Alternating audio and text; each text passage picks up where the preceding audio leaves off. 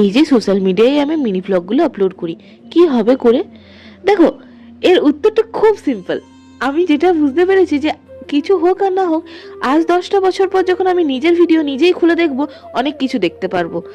তা কেন বললাম তোমাদের বলছি। Roll number 1 2 3 4 5 6। একটা ফোনের এত বেশি স্টোরেজ থাকে না যে আমরা প্রত্যেকটা মুহূর্ত ক্যাপচার করে রেখে দিতে পারি।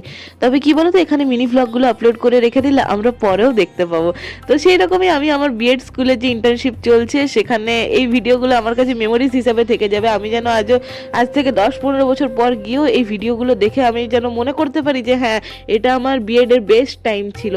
তো যাই হোক, আজকে স্কুলে আমাদের খিচুড়ি টিচুড়ি খাওয়া দাওয়া হয়েছিল আর কি, সরস্বতী পুজোর। আর বাড়িতে এসে আজকে বিরিয়ানি আনা হয়েছিল।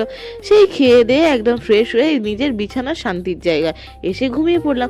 এমনি